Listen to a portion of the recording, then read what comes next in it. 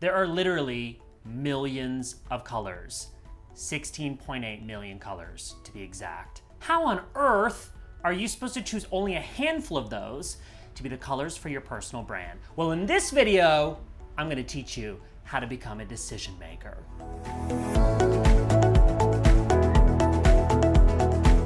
Today I'm in Lima, Peru, and the question comes from Marissa, who says, Phil, I'm trying to find the colors that will fit me and my personality. Help!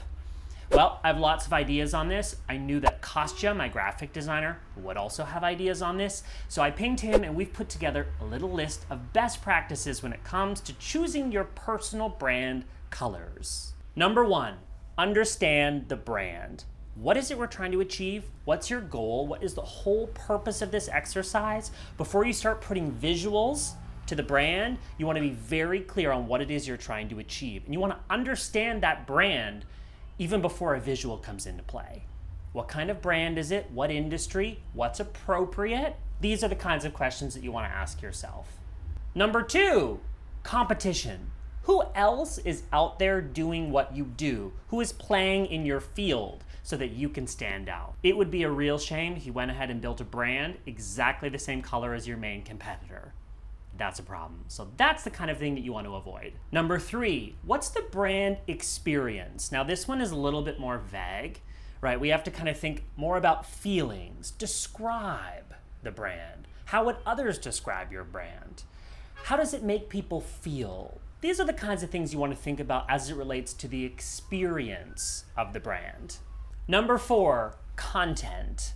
So your visual brand is likely the overarching brand that's going to represent something else. Your services, maybe you're selling a product. This is the content that I'm talking about. So for example, if you're selling a product, what are those products? What are they going to look like? What colors do they use? Or if it's not a color, it could be a metal or some kind of texture. You don't want your visual brand to clash with whatever you're selling. So think about your content. What are we already working with, and how can your visual brand welcome that into the family that is going to be your overall visual?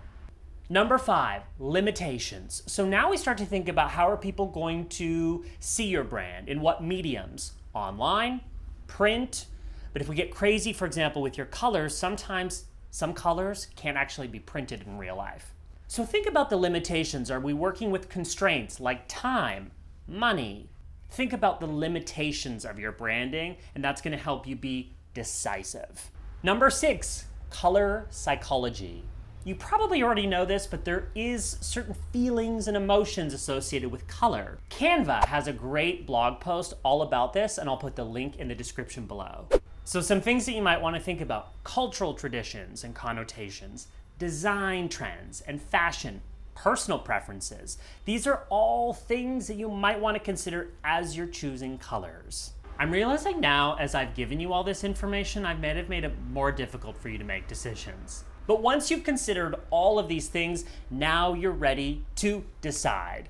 What are the colors you like? What's different than what other people are using? Choose them. You can also choose variations of that color and stick with it. Consistency is absolutely key when it comes to branding. I mentioned Canva a second ago. It is my absolute freaking favorite tool. In fact, it's replaced Photoshop in a lot of my workflow. I'm also going to link below to Canva Pro, which is amazing. This allows you to load in your brand colors. Talk about being consistent. You can literally choose your brand colors and use them on anything you go to create. It also allows you to upload your fonts directly there, even if they're not built into Canva. This is Canva Pro, which is a little bit of money, but I'm telling you, it's worth it. Now I want to know, what are your brand colors? Since you can't post a photo of them in the comments, describe them for me. And let's continue the conversation on Instagram and on LinkedIn, where I go live every single week. And if you like this video, you can count on me to be back with more practical advice to looking good online. Like this video and subscribe for more. I'm Phil Powell, and I will see you next time.